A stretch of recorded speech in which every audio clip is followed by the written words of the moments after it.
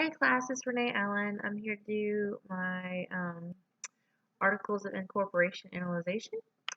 I found some articles of incorporation in the state of Florida with a company called Visual Real Estate Inc.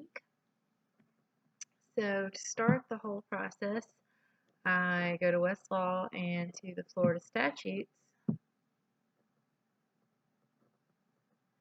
and from there we scroll down just a little bit and we go to the business organizations portion.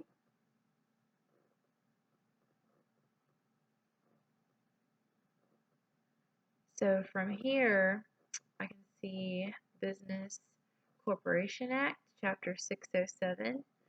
So I went to the Florida Secretary of State and looked at what they required for their application, and you can see Articles of Incorporation pursuant to Chapter 607. So we're definitely on the right path here. So let's go ahead and go into 607. Look at Part 1 General Provisions,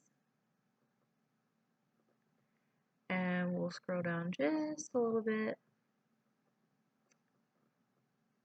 and we find the Articles of Incorporation content. So this gives us a list of what is required,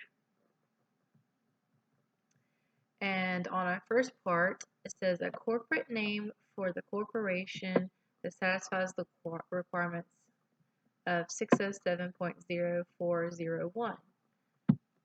And so this says regarding a corporate name that it must contain the word for corporation, company, or incorporated, or the abbreviations. And so our articles of incorporation definitely do that. It's Visual Real Estate Inc.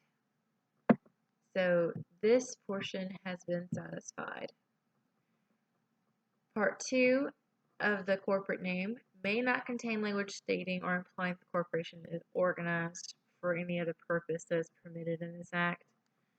So it looks like the main purpose is a real estate company. May not contain language stating or implying that the corporation is connected with the state or federal government agency. So I think we're in the clear for that. And Part 4 must be distinguishable from the names of all other entities. So I went to the Division of Corporations in the state of Florida. See, Division of Corporations.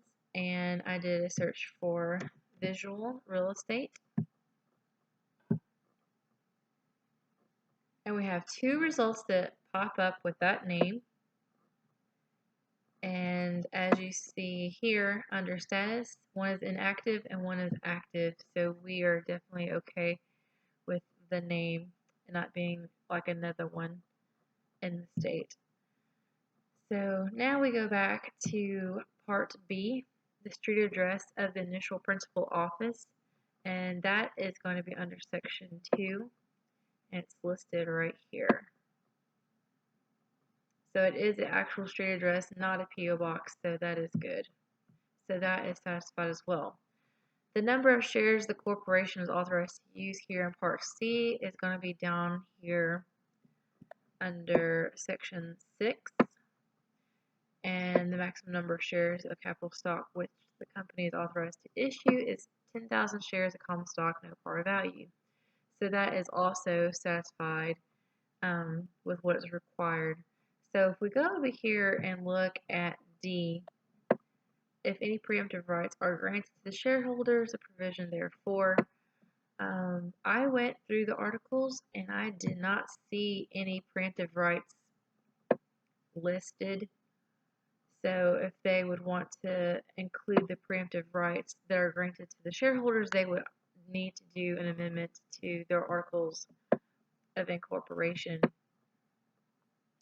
Now we go to E, the street address of the corporation's initial registered office and the name of its initial registered agent. And we can find that information over here under page 1. Under Section 7, and it gives you an actual street address and it gives you an actual name of a person. Michael D. Harris.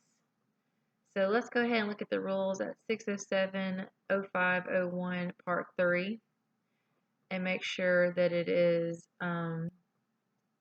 how he has stated here, the street address of the corporation's initial registered agent and the name of its initial registered agent at that office together with a written acceptance is required.